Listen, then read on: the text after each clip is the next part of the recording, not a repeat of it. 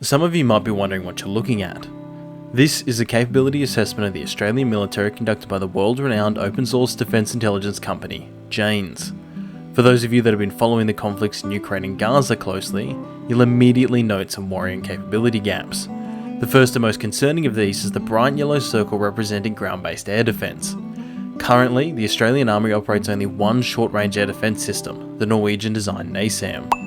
The system has a lot of upsides, mostly stemming from its use of Raytheon's AMRAAM as its primary munition, and has performed well in the Ukraine from all reports. It is limited, however, by its nature.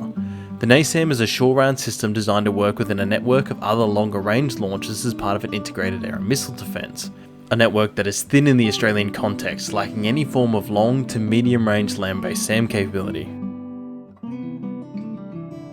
The second capability identified as lagging by JANES is indirect fire. Given ADF doctrine relies on long-range fires to enable freedom of action and manoeuvre, it's no surprise the ADF has been attempting to remedy this since 2006. Appearing to have heeded the lessons learnt in Ukraine, the ADF has procured two systems with a proven track record of success and reliability: the US HIMARS and South Korea's K9 self-propelled howitzer. Chosen in May 2022, shortly before it became Ukraine's MVP, the US HIMARS, or High Mobility Artillery Rocket System, will soon become a headache for any nation wargaming an invasion of Australia or an Australian ally. Doubly so as the ADF has opted for the precision strike missile, turning every HIMARS into an anti-ship ballistic missile carrier. Combined with the acquisition of a domestic guided weapon production capability slated to come online in 2025, the HIMARS will likely become a mainstay of the new, more lethal and self-reliant ADF.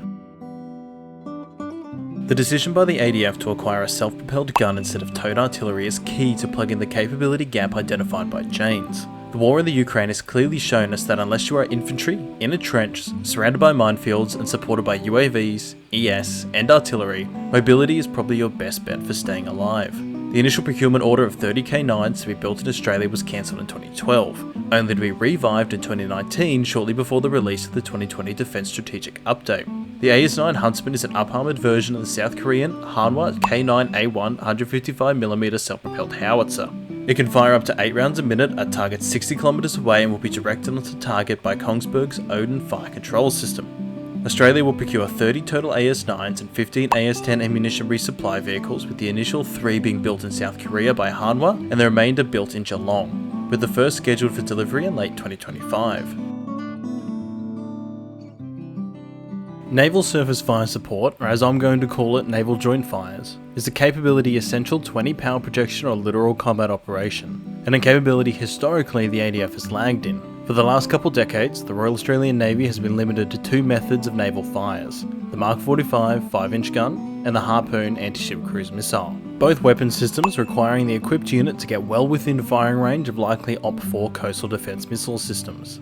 This all changed in March 2023 when the Albanese government approved the purchase of 200 Tomahawk Block 5 land attack cruise missiles for its Hobart-class destroyers from the United States for $1.3 billion. With an open source max range of 1,500 kilometers and an option in the contract to also procure the Block 5 Alpha variant, which adds a seek ahead for prosecution of moving maritime targets, Tomahawk will finally bring the ADF's naval joint fire capability into the 21st century.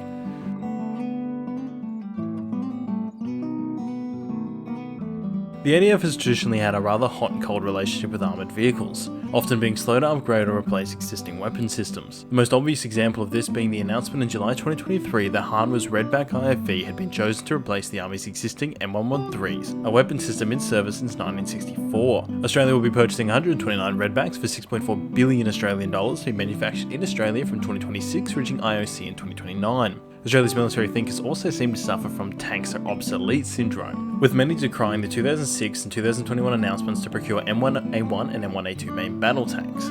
Skeptics claim that the M1A2 is too heavy for literal operations at 70 tons, and that the 2020 Nagorno-Karabakh War and the still evolving 2022 Russian invasion of Ukraine have proven the supremacy of loitering munitions and the ATGM once and for all. Pro-Abrams commenters often point to the active defence systems, studies showing reduced combat losses to infantry from Vietnam, and the main battle tank's importance to the last 300 metres of an attack.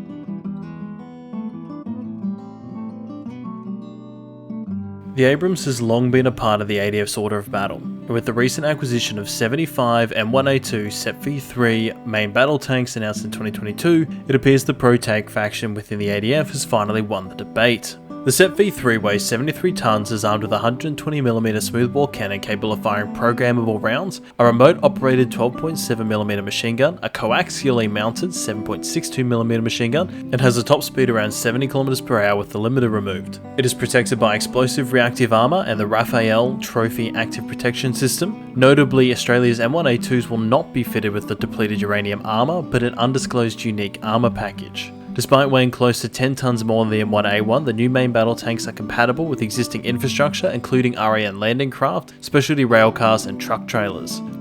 Thank you all for watching and listening. If you enjoyed, feel free to tap that like button. This video is part of my transition into longer form content, so if you'd like to see more of this or have a suggestion for my next video, make sure to let me know in the comment section below.